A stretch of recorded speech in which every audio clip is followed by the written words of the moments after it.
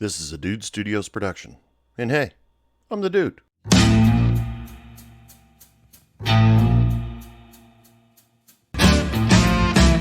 Hey bartender, pass me a drink.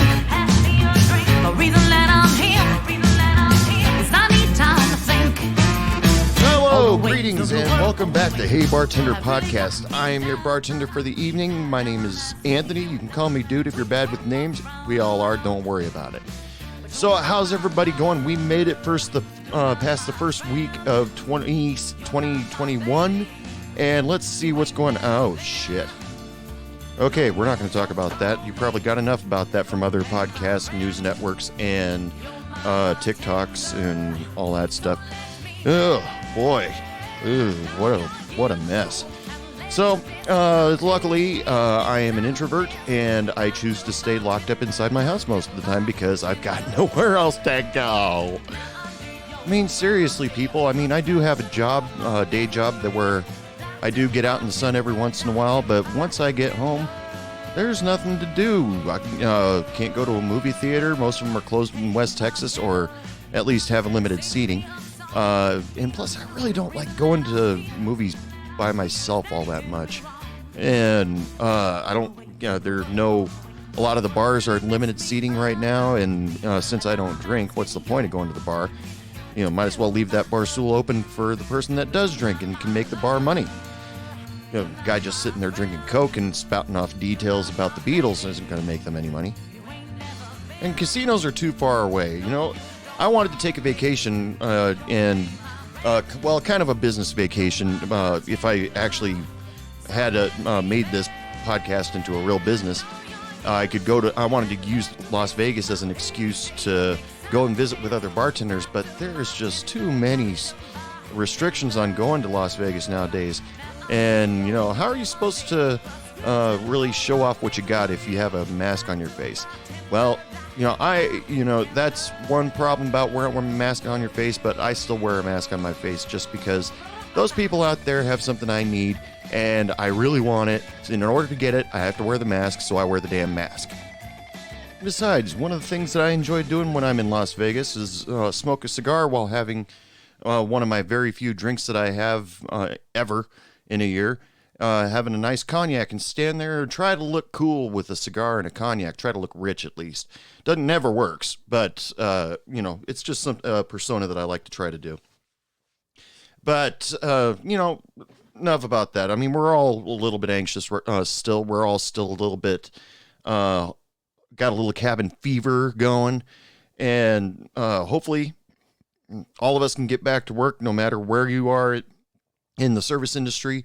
Whether you're the cook, dishwasher, you're the bartender, server, you're the dancer on the stage, you're the singer on the other stage, we all want to get back to work as soon as possible. And the only way we can do it is to try to protect ourselves and protect others, or protect ourselves from others, or others protect themselves from us. I could go all day with that. Anyway, that's enough about that. Let's move on to tonight's drink special. I got something really cool for you guys. I ran across this because I work with the guy, and he showed me how he does this. This drink he calls the smoked bourbon old fashioned. And let me tell you, for me, this is an original drink and very interesting. Probably more interesting than original. But what you're going to need is 2 shots of bourbon. You're going to need about a quarter shot of Traeger smoked simple syrup, 2 dashes of orange bitters, and what you do is you put that, you can shake it, strain it, or you can just pour it all into a glass. You can have it on the rocks, so you can have it straight up. But the key to this whole thing is the garnishment. The optional garnishment is a slice of smoked bacon. Yes, that's right. Somebody finally gave me a drink that has bacon in it, and not just, bacon grease or anything like that. When he told me about this, this friend of mine who Instagram page is Chinos_BBQ. Go follow him.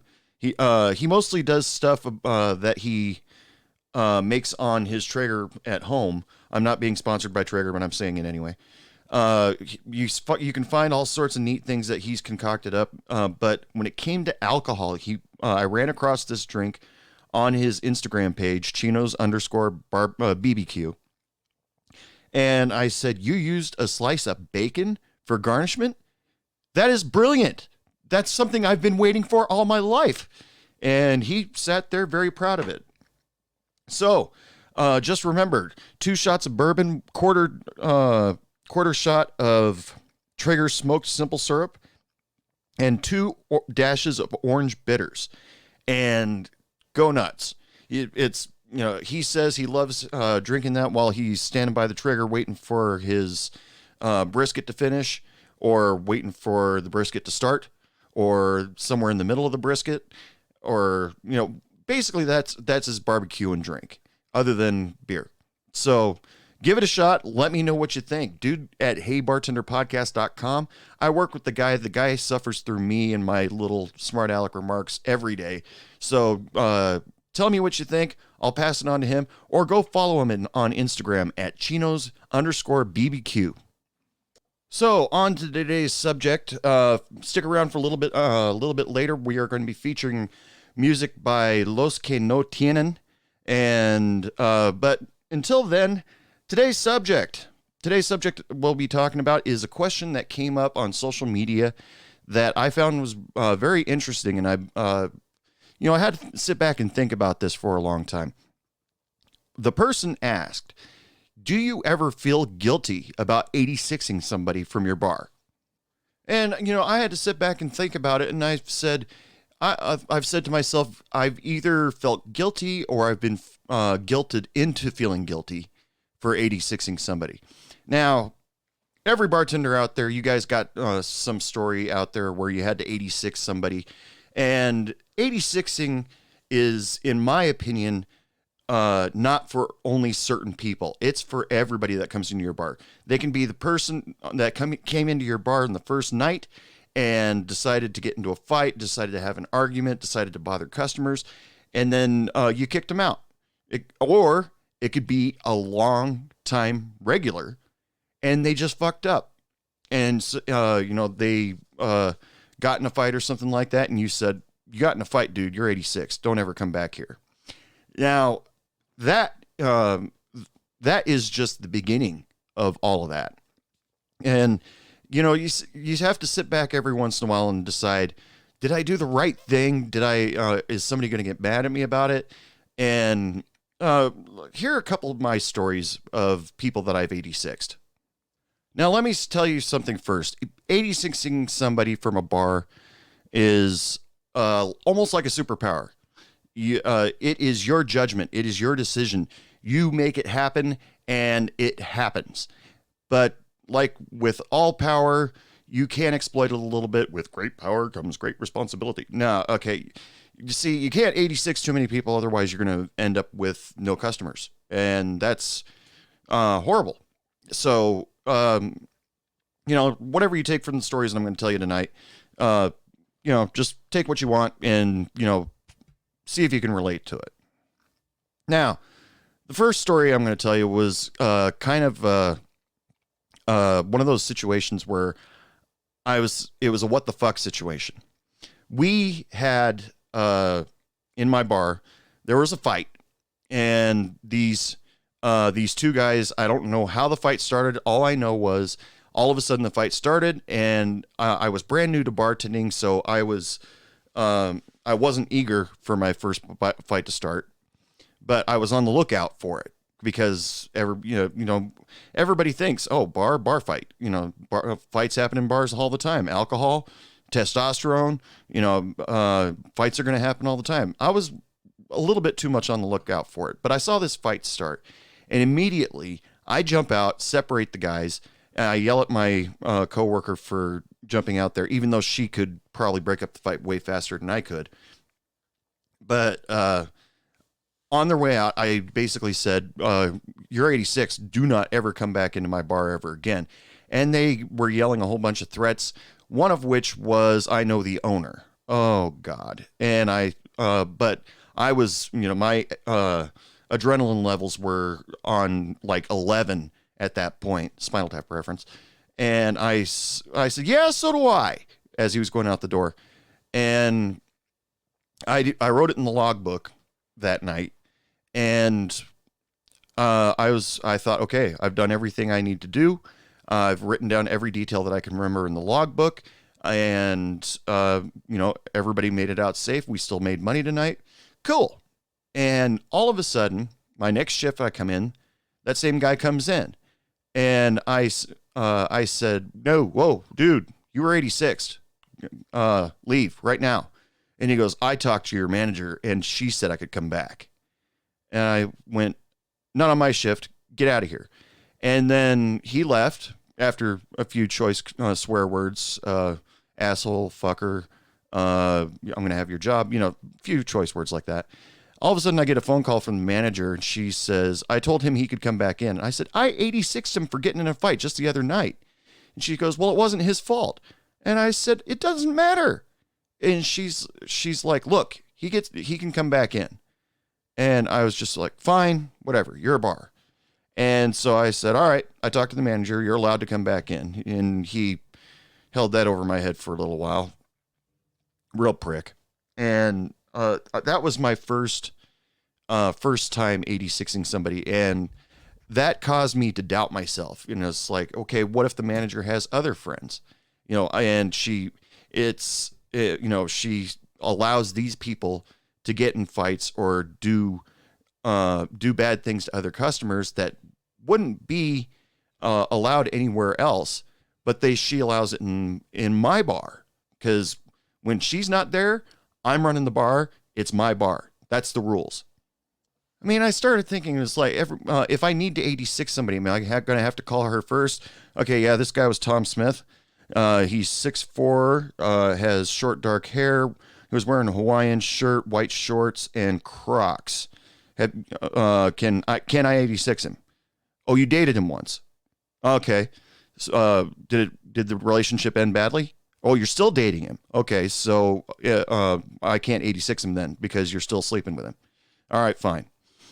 That's the way I felt like it was going to happen. It didn't actually happen that way, but it started to piss me off. I mean, because the rules, the rules of the bar were almost getting thrown out the window for her specific friends.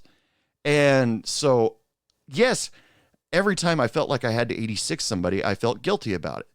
Then it came to the point where I was just like, I'm just not going to 86 him because odds are the manager's going to come around and she's going to make it okay for them to come in. And then I look like the asshole. And yeah, that made things tough for me. Next comes the customer that every bar in town has 86 to this person, but somehow in your bar, they've made a deal with the manager saying that he can come in as long as he's accompanied by his wife or girlfriend. I don't know what the hell they were. All I know is I saw their picture of their family tree and it didn't fork. It was that creepy. But as long as he stayed sitting next to her, didn't drink alcohol, he could come into the bar because he had a reputation around town of getting a little bit drunk, getting a little bit out of hand, bothering customers, pestering families trying to sit down and have their dinner. One bar even 86'd him for trying to carve his name into the pine. And, now that he used a knife, he got about 3 or 4 letters in his name. A-R. And he got three and a half letters out of a 5-letter name, which I'm surprised he knew how to spell. And he got 86 from that bar. Now that's stuck on the bar forever. And there's nothing you can do about it. Besides replace the entire bar. But our bar got stuck with this guy, and it pissed me off to no end that this guy, I basically had to babysit him. And it was supposed to be the point where his wife, girlfriend, sister, whatever she was supposed to keep an eye on him, make sure he stays sitting down next to her, not causing any trouble. But there were times where she had to use the restroom. There were times where he showed up before she did. And the bartender, me, my friend Shannon was way better at handling him because she dealt with him for a lot longer than I had. You basically had to babysit the guy, make sure he didn't wander around, start bothering people, or get himself into trouble. And I hated it. And I kept questioning, why are we the only bar in town that puts up with this guy? And, after a while, I just pretty much sat back and said, okay, he's sitting there. He's quiet. As long as I put WWE Raw on the TV, he'll be quiet for the night. And, it was just, leave me alone. But the icing on the cake was that his, the woman he came in with, because I really want to call her his sister, cousin. I don't know. Like I said, their family tree did not fork. I mean, it was a telephone pole. But eventually, him and his longtime girlfriend or whatever, I don't know what the hell to call him. Eventually they broke up, and she ended up dating her daughter's boyfriend. I wish I was making that up. And he was kind of left on his own. And eventually, after I had left that bar, eventually he was 86 from there for pestering the other customers a little bit too much. The bartender on duty just finally had enough. And he was one of those kind of guys. One of the things that I wanted to kick him out for is whenever we hired a new waitress, he would ask if he could shake their hand. Then he'd lean over to kiss their hand, but not kiss their hand. He would lick their hand. Okay, how many female bartenders out there just got grossed out? You deserve to be grossed out. I am sorry. Sorry to tell you that story, but any customer who does that to you, that's disgusting. Especially when they're an inbred redneck.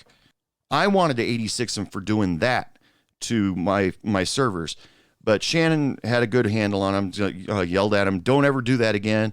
And he's like, okay, fine. I won't do that again until the next server eventually comes in. And eventually he was 86. It was kind of like I had left it up to Shannon most of the time because she knew how to handle him, knew how to keep him seated.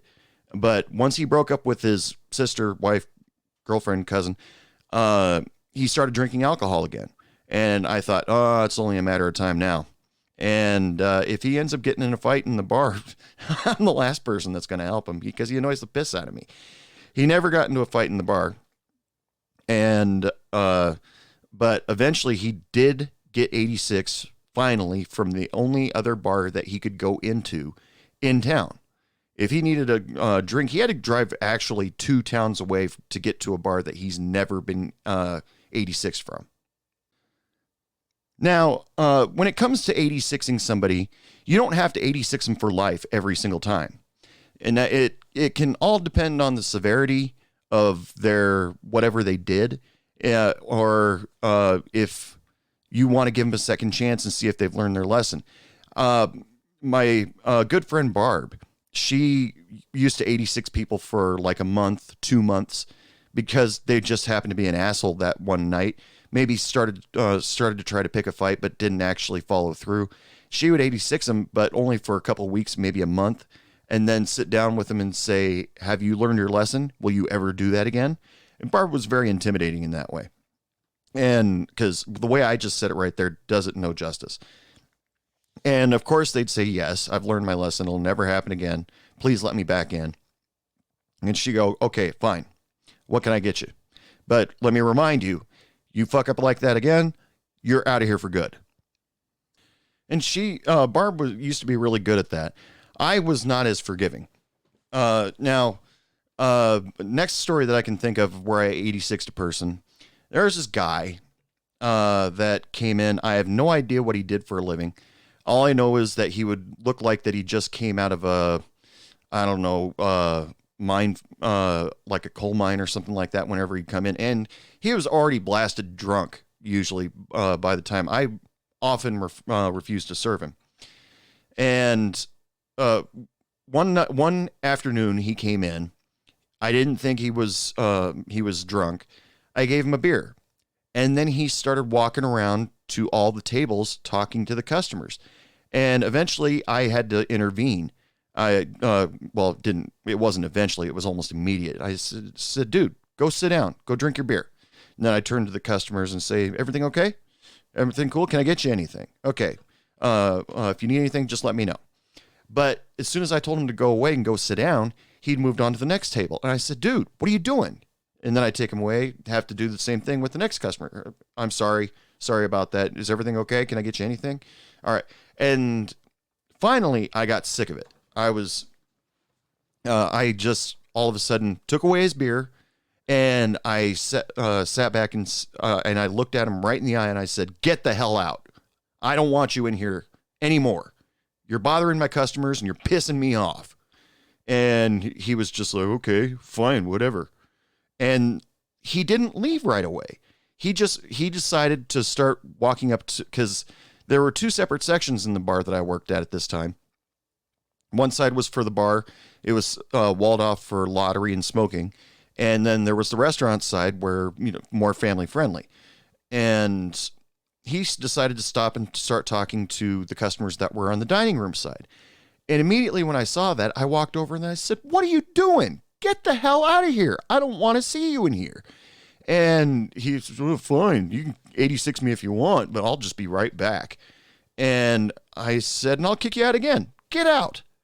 And he walked out the door, and I got on the hotline. I started calling around to all the bars in the neighborhood because, like I've told you guys before, like you guys have told me before, we were all friends in the neighborhood. And back then, this was early 2000s.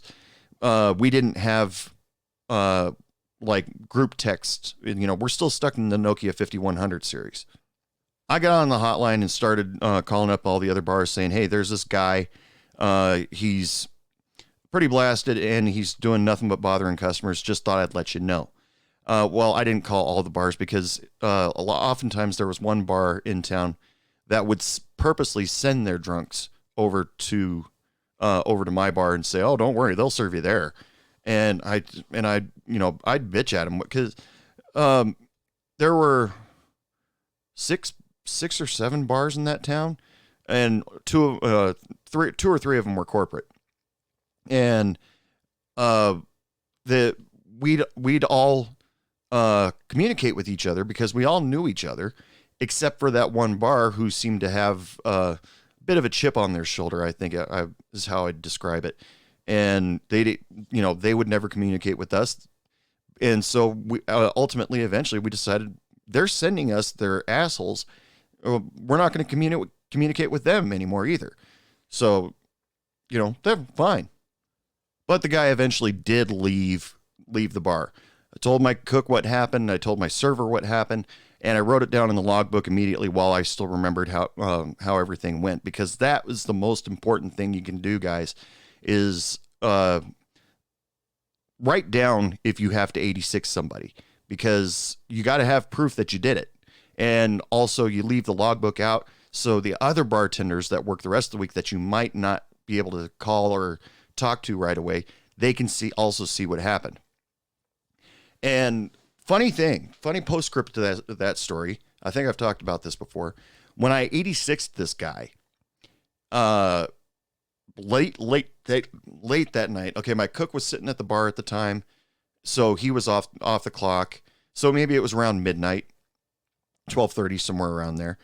The guy I 86 came right back in, and immediately I saw him wander in, and almost like he was in a daze or something like that. And I turned and looked at and saw him, and I said, "No, you leave right now. Do not pass go. Do not collect $200.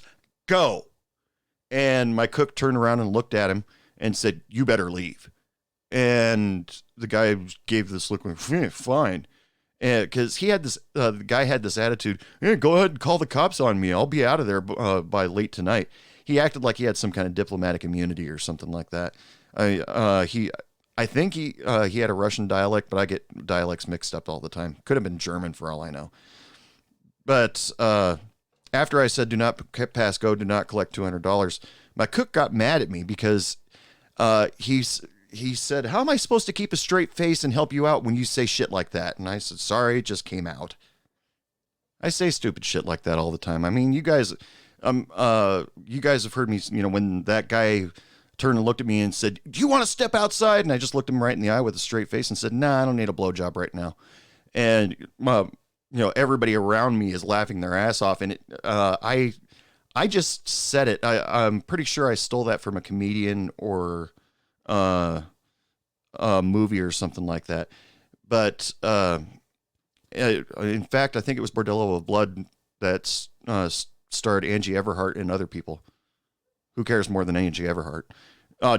Dennis Miller. Yeah, Dennis Miller was in that movie. He was the one that said it. So, I stole that from a comedian about the blowjob thing. But the do not pass go to not collect $200. I have no idea where the fuck that came from. Did I feel guilty about 86ing that guy? Fuck no. Because he was bothering the piss out of me, and I was sure that that it would be completely okay with everybody else that worked with me in the bar. So, sucks to be him. This next story is kind of an unsaid 86. Now, we had this couple that came in every night as soon as the husband got off work.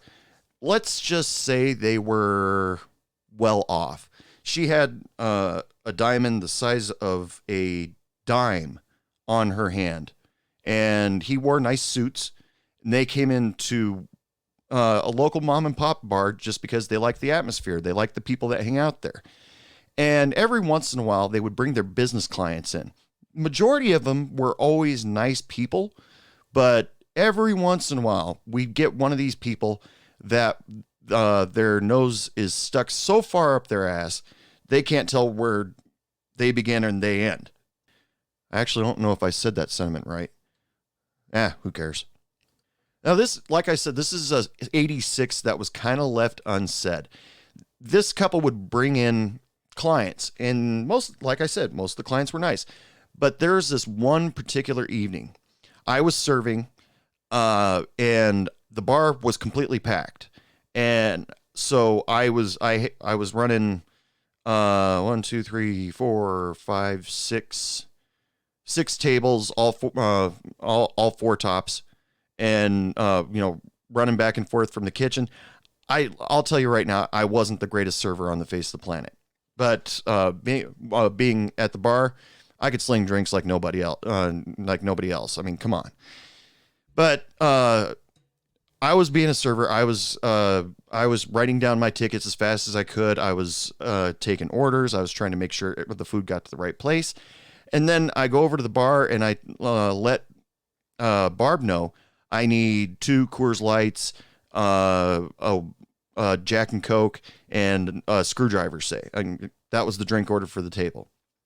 And then I start to write it down on the ticket for it. And then this lady looks at me and says, "Excuse me, but is that my husband's hamburger?" And I said, "No, this is a ticket."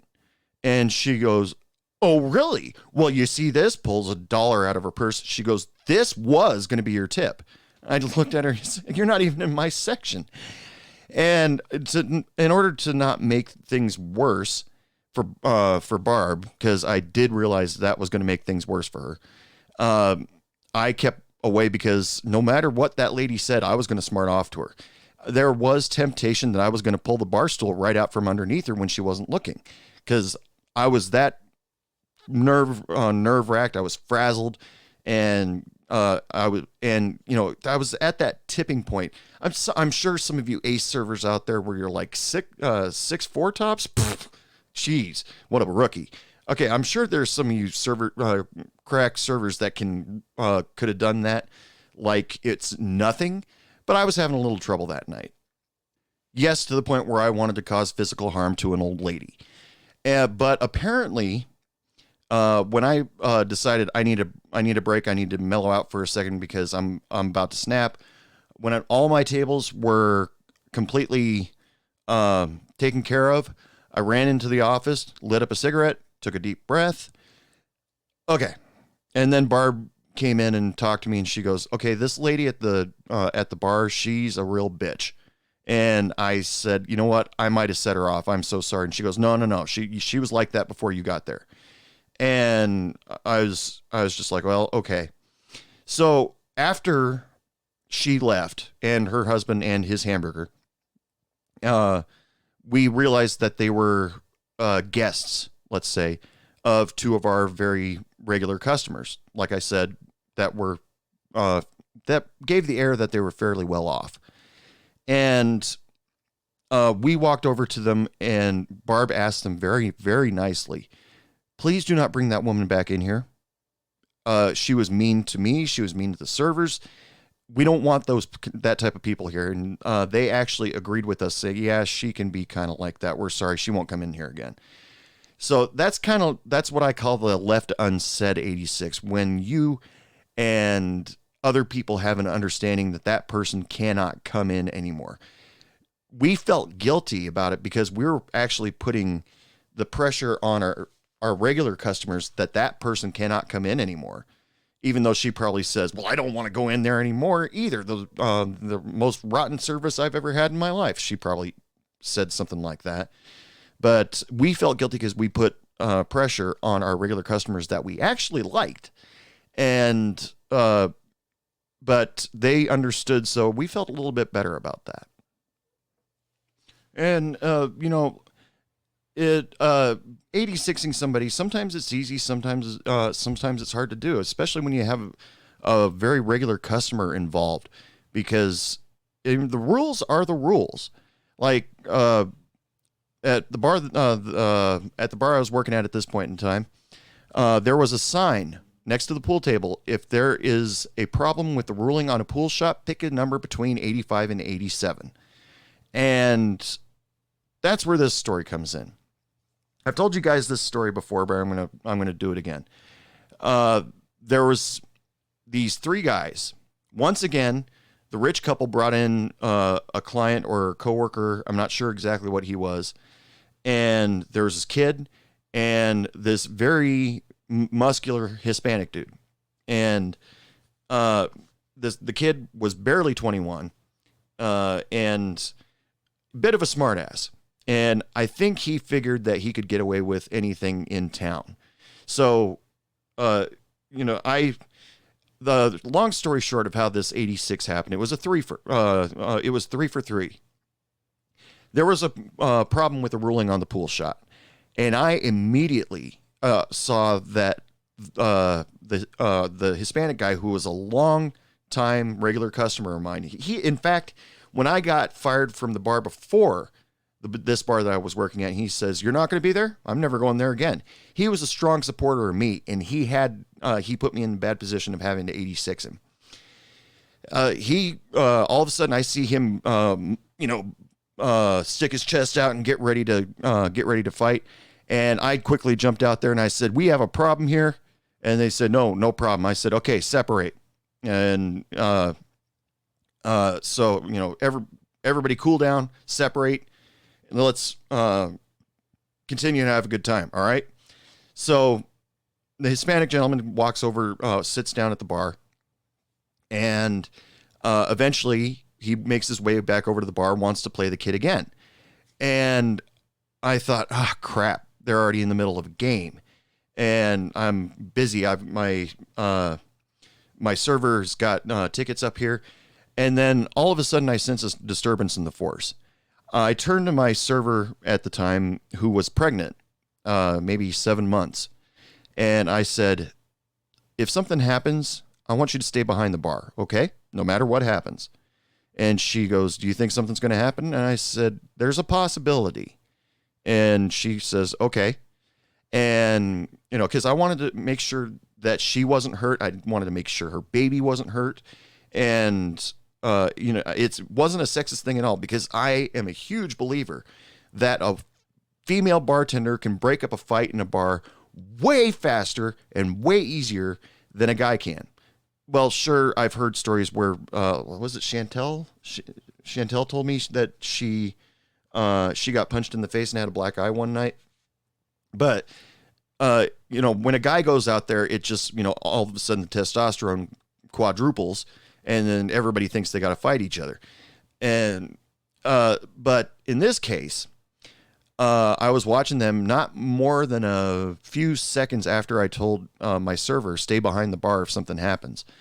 All of a sudden, the Hispanic guy starts throwing haymakers on this kid. And immediately, I was, 2 punches in, I was already walking out behind the bar. I turned to my cook, who happened to be coming into the bar area, and I said, call the cops. And then he said, emergency line or non-emergency? And I felt like, what kind of a stupid question is that? Do you not see what's going on? But I respected him. He's a friend of mine. And I said, emergency line. And I went out there. I grabbed the kid because he was lighter, tossed him off to the side, and just stood right in front of the Hispanic guy. And he went from kill to I just fucked up. And I said, okay, kid, you sit over there, you sit over there, and you sit over there.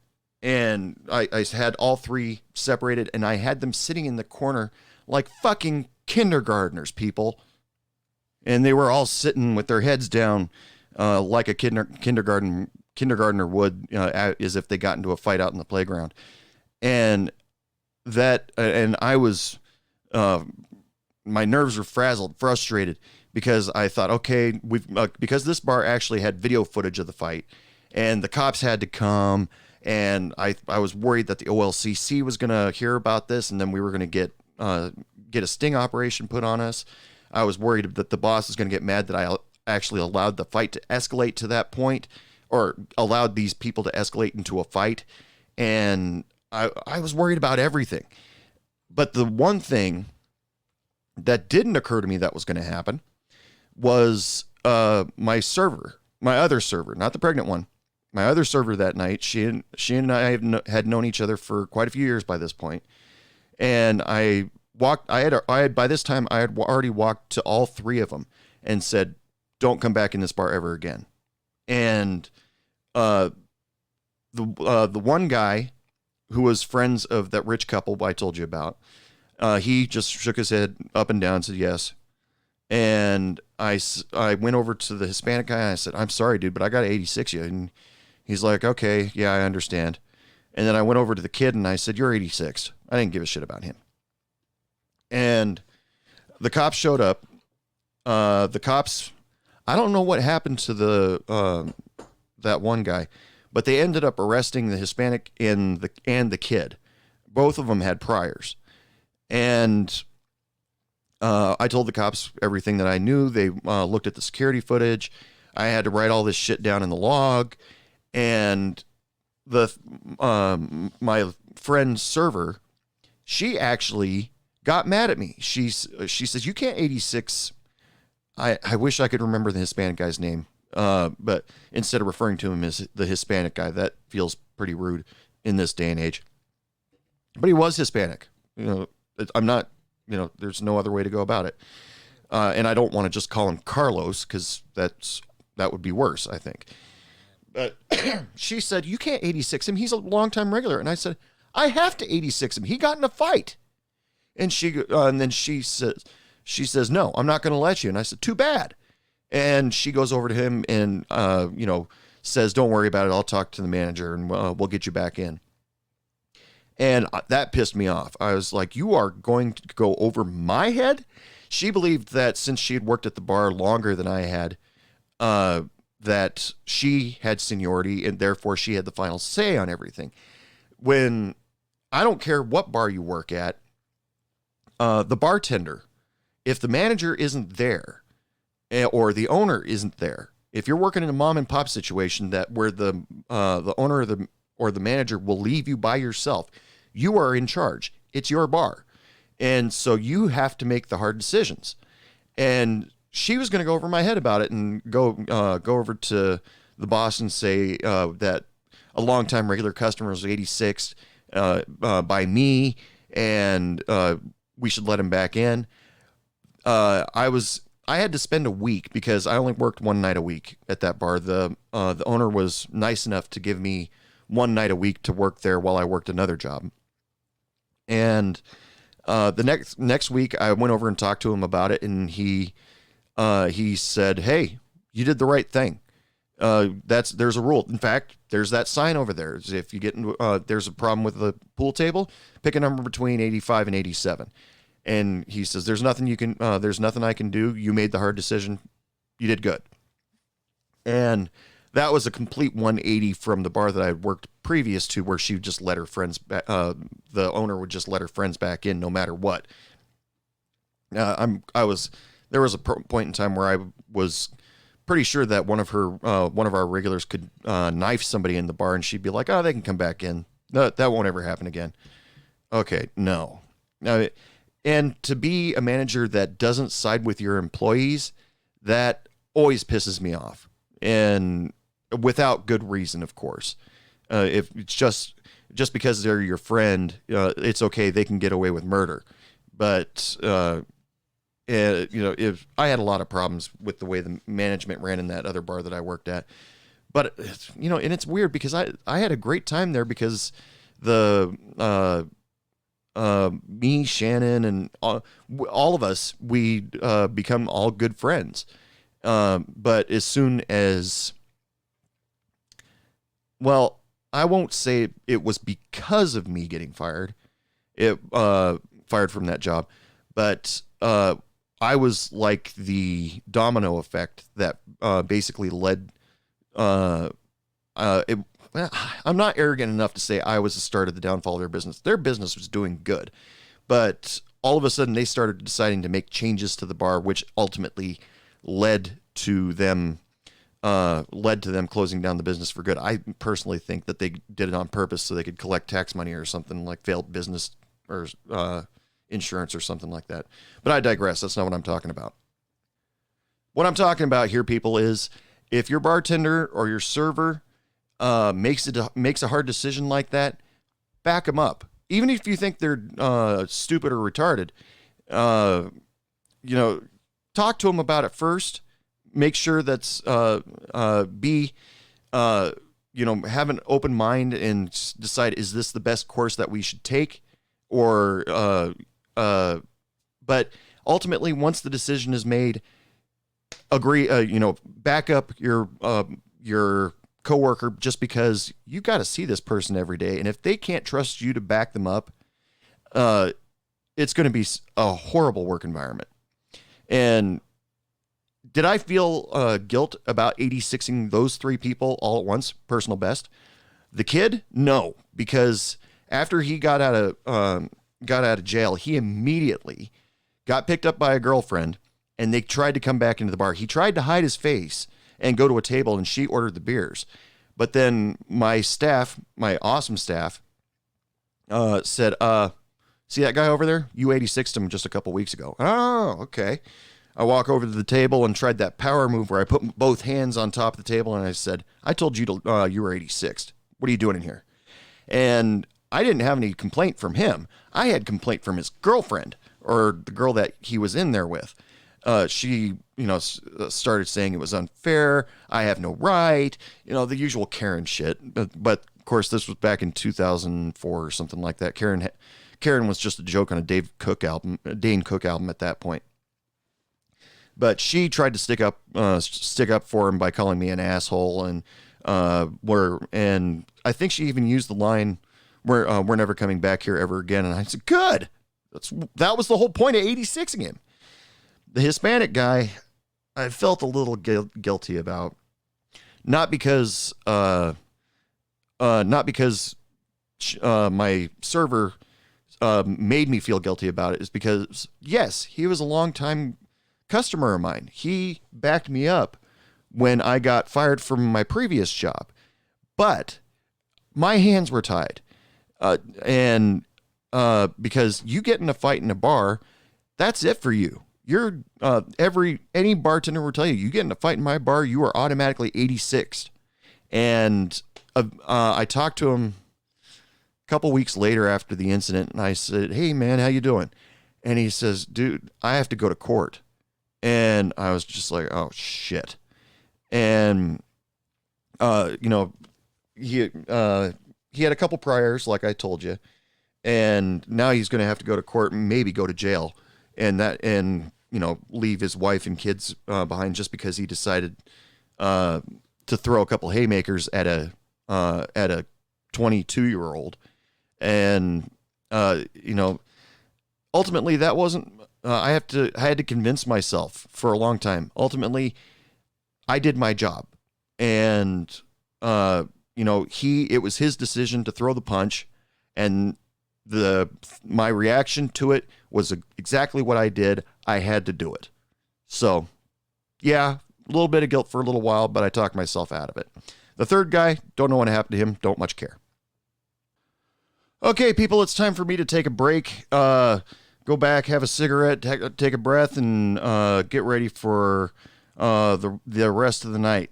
So that also means it is time for my musical guest. This musical guest comes from New York. His description on Bandcamp is stupid idiot from California living in New York who can't get a union job, so please give him money. From the album Bartender / Dime Store, actually it sounds more like an EP. Here is Los Que No Tienen with their single Bartender.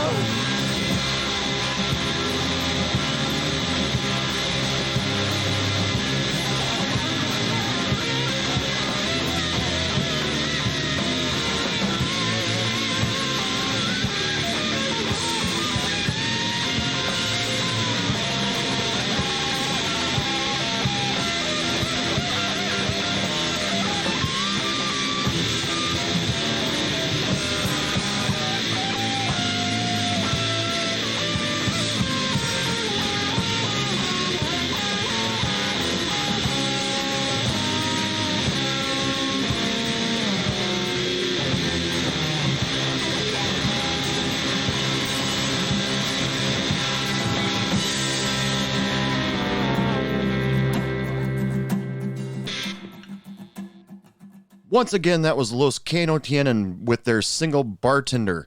If you want to find out more about them, all you have to do is go over to bandcamp.com, search them out. That's where I get all the music that I feature on this podcast. You can also find them on Spotify. Go check them out. And while you're on bandcamp.com, go find something else that you like. Those people don't pay me, but I find a lot of great music on that and bands that really could use a little bit of help and some attention right now. You're bound to find something you like on bandcamp.com. So go check it out right now. By the way, if you want to have your music featured on Hey Bartender Podcast, all you have to do is just email me, dude@heybartenderpodcast.com, and send me a link to your song or send me the MP3 format. I'll put it on my show. I feel like that a lot of you guys have some great talent out there that needs to have a little bit of airtime, even though this is a small podcast. And, every little bit helps, let me tell you. So just remember, contact me, dude@heybartenderpodcast.com, or you can find me on Facebook or Instagram, Hey Bartender Podcast. So anyway, people, wrap up this show. I just want you all to know, guilt does come up when you're 86ing somebody, especially when you have to 86 a regular customer for screwing up.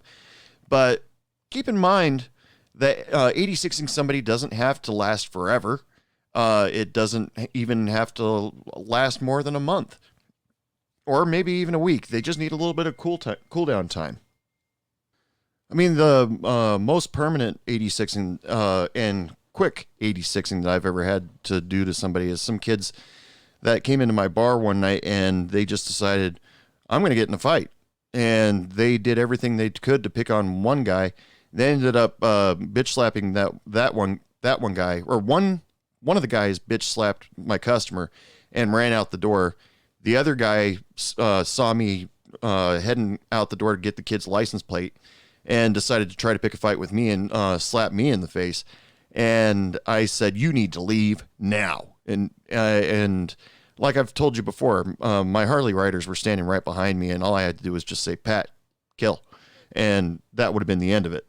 So, but 86ing is your decision. It helps you keep everybody nice and mellow in the bar, creates a good atmosphere by keeping the bad element out.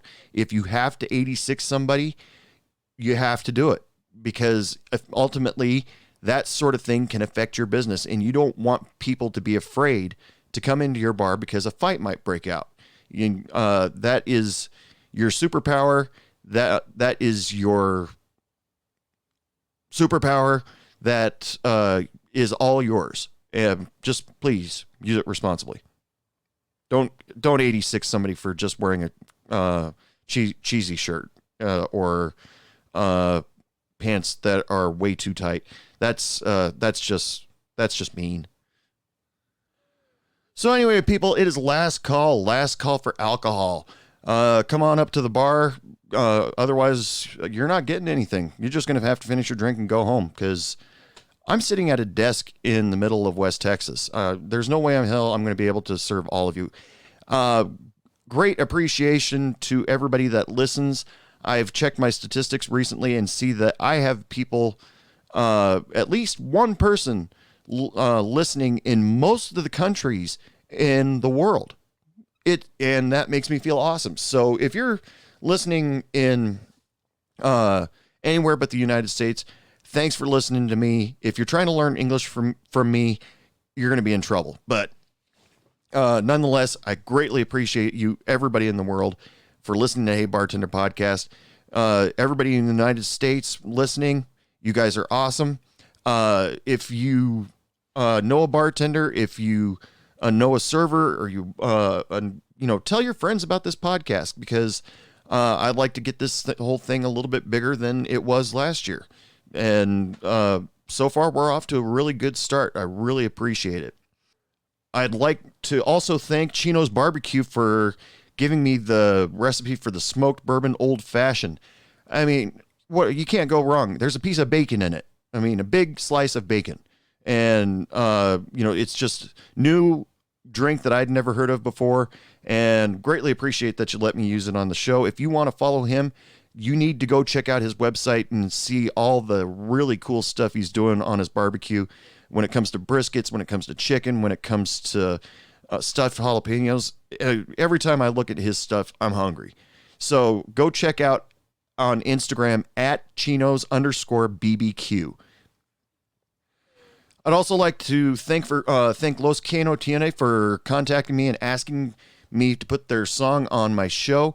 Remember, people, if you want to be on the show or you have a good drink recipe, you have a song you want played, you have a good story to tell, all you have to do is contact me. Do it at heybartenderpodcast.com through email.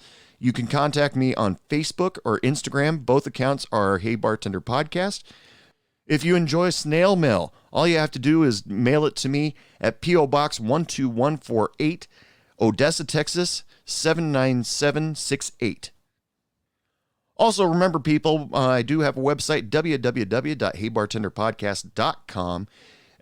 You can go there, listen to recent episodes or a couple episodes back. And also, you can pick yourself up a Hey Bartender Podcast t-shirt if you feel like it. All the proceeds go to help Hey Bartender Podcast. I'll just going to be honest with you. But that's it for the show, ladies and gentlemen. Thank you so much for listening. And as usual, I just want to wish you all lots of love, lots of sex, lots of happiness, and don't take any shit from anyone. Good night. I think I need another drink. What do you mean it's last call? I just